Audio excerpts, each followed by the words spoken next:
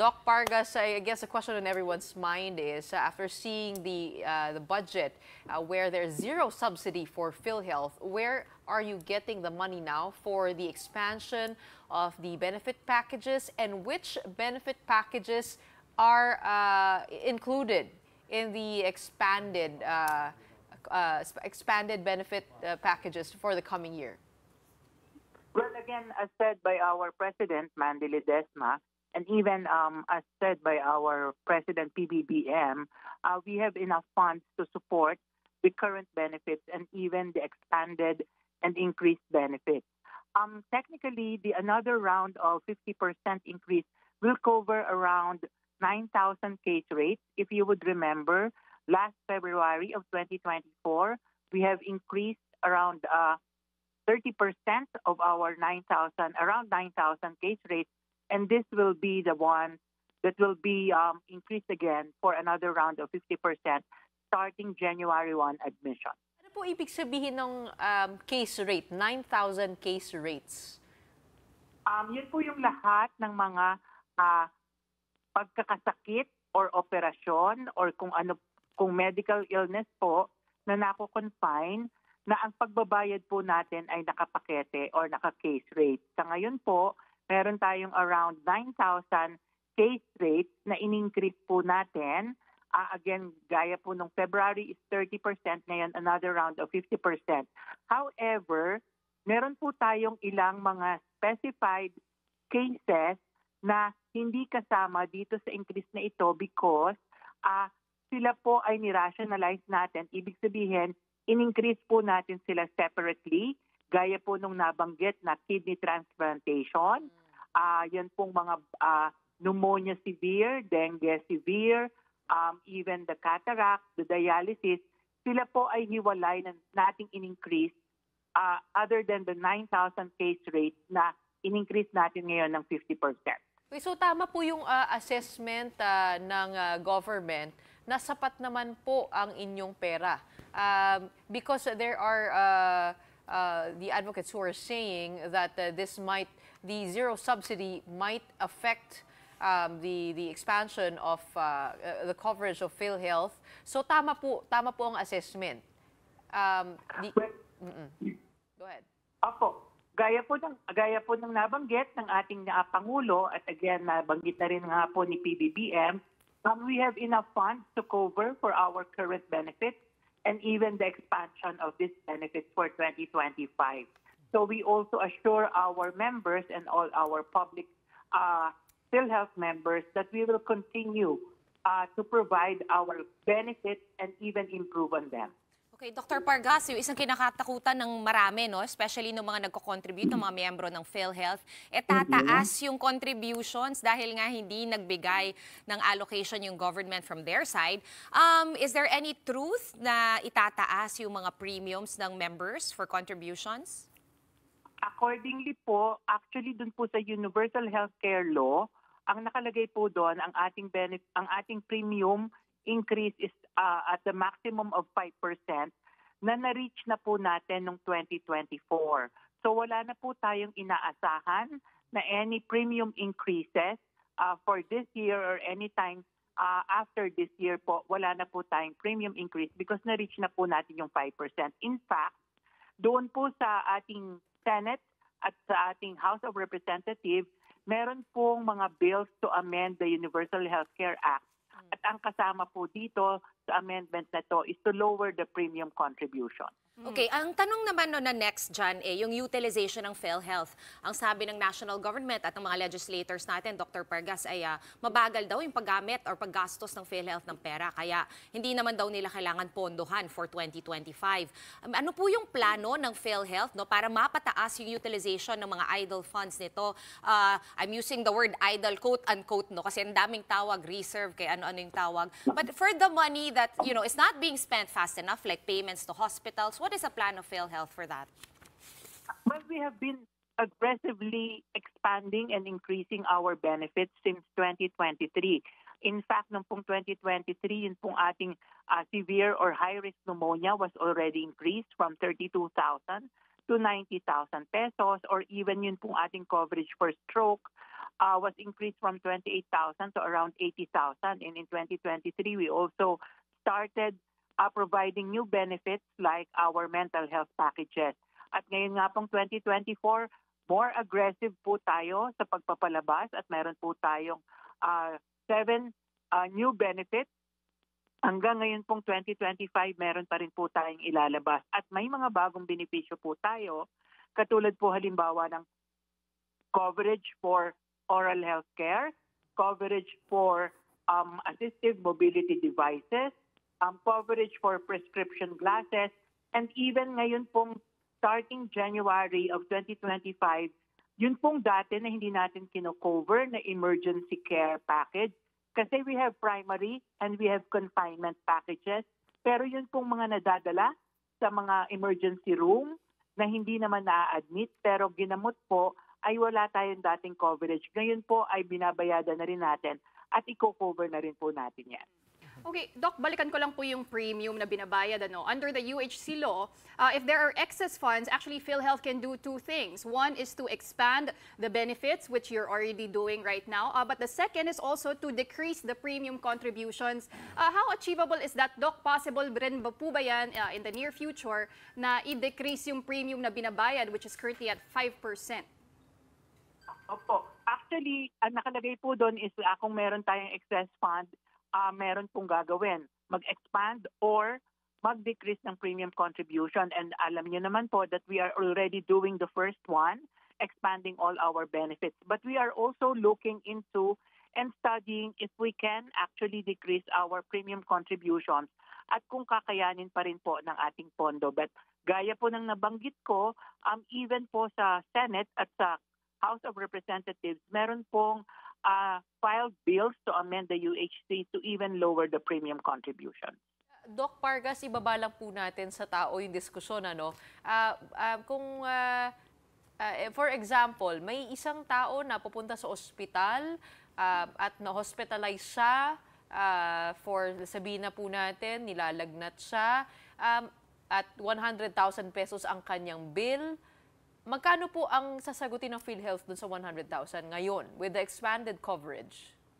Well, depende po yan kung ano yung pagkakasakit. Halimbawa po, ang naging pagkakasakit ng ating pasyente is high-risk pneumonia.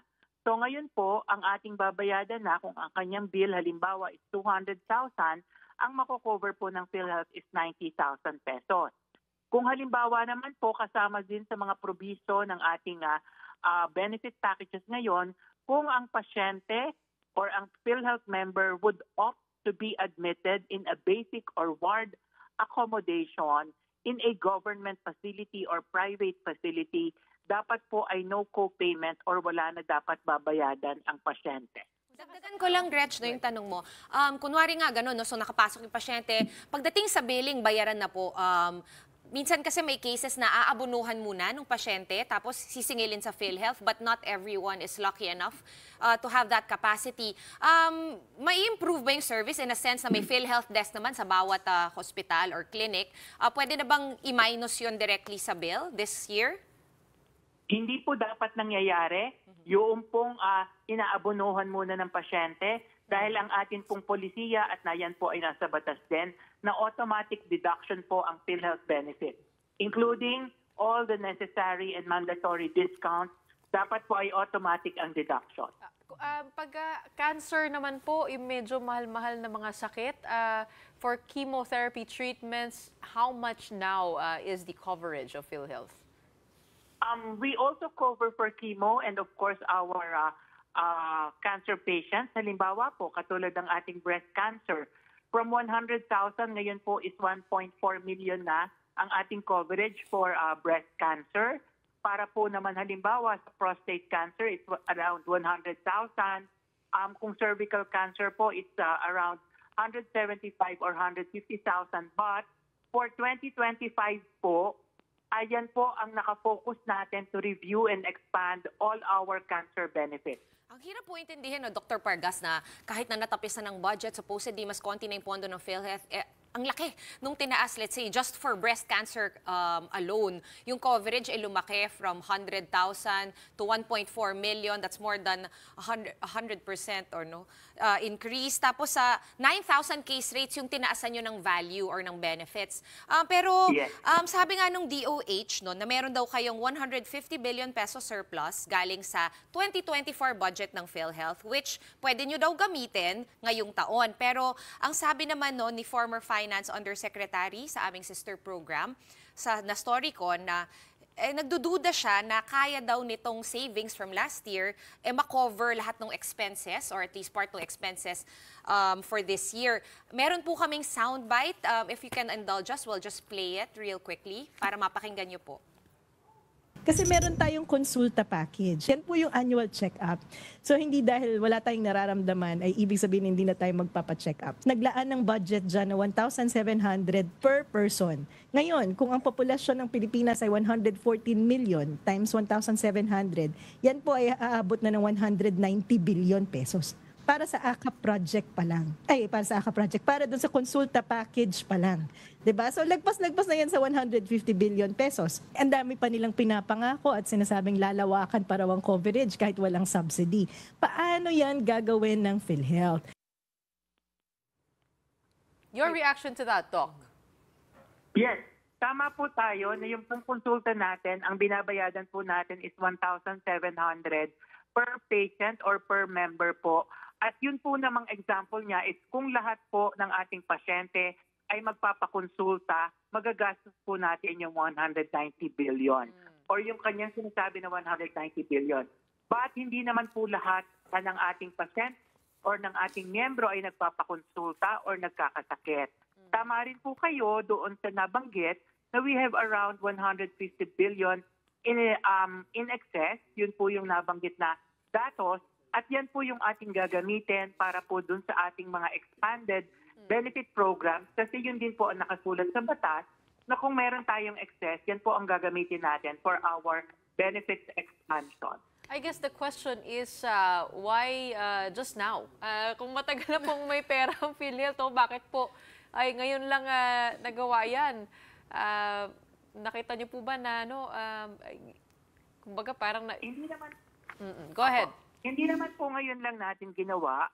Nagkataon lamang po kasi katulad po ng konsulta, it started in 2022, yun pong ating primary care benefit package. And then of course prior to that is we have the pandemic and so we focus on the benefits on the pandemic. At so ngayon po starting 2023, we started expanding all our benefits plus of course yun pong mga request pa rin ng ating mga legislators and ating mga members na mga benefits na kailangan po natin gawin. Of course, we have to have the needed funds in order for us to expand all our benefits. And gaya nga po na nabanggit natin, right now, aggressively, we are already improving and expanding our benefits. Well, it is good to hear that because these developments are badly needed. Alam naman po natin, pag nagkakasakit, time is not on their side. At ayun nga po, we hope to see more because sabi nga din ng ibang nakakausap po namin dito, universal healthcare ang pinaglalaban ng batas, which means it should be for all. Doc, dagdag ko lang din po, no? Opo. Ang isa pa kasi pong issue na nire-raise dito is the working class shouldering the burden of paying the premium contributions. Samantala, of course, as we all know, under the UHC law, lahat naman po ng Pilipino ay membro na po ng PhilHealth. Pero the working class still pays 5% from their salaries, pero pag kiniklaim po nila ang PhilHealth sa ospital, napakaliit lang po ng porsyento na nasa-subsidize po sa hospital bill. Dagdag rin po natin, Doc, no, yung zero subsidy from the government this year. And as pointed out nga po by former Finance Yusek Magno, kumbaga, ang dating po niyan is tinatalikuran din daw po ng government yung responsibility nito sa taong bayan. Your thoughts on that po, Doc? Well, I cannot comment on the wisdom with regard to the zero subsidy as provided by of course, bicameral of the Senate and the House, and of course, with regard to the approval of the GAA. But suffice it to say that so far, we have enough funds to support, again, our current benefits and even the expansion and the improvement on our benefits. Gaya po ng nabanggit din, kinakailangan din natin talaga na magpakitang gilas especially this 2025, para po sa sunod na usapin ng pagbabudget for 2026 or beyond, ay magkakaroon na po tayo ng subsidiya na manggagaling sa gobyerno. Final question, Doc Pargas, the COA urged on January 2 the Department of Health and PhilHealth to resolve 1.3 billion pesos worth of hospital claims denied. What will be the resolution? Nag-meet na po ba kayo tungkol dito? Well, basically po, yung pong mga na-deny na claims are of course not following the necessary requirements ng PhilHealth para po mabayadan. At ito po ang nabanggit po ng COA, especially on the government facilities. So sa ngayon po ay hindi pa nagkakapag-meet ang board tungkol dito, but of course gagawan po yan ng paraan, especially ng ating Department of Health, because they are the ones who actually own the government facilities. So tayo naman po ay sumusunod din lamang dun po sa ating mga polisiya kung kaya't may mga claims na nade-deny din po tayo. At meron din po tayong mga claims na ibinabalik sa mga ospital na kinakailangan naman nila na maibalik uli sa amin complying with the necessary requirements na hinihingi po natin. All right. Thank you so much for explaining everything to us. It's good news that we will get more out of our health insurer. Thank you for joining us on The Big Story tonight. We have the spokesperson of PhilHealth, Dr. Israel Pargas.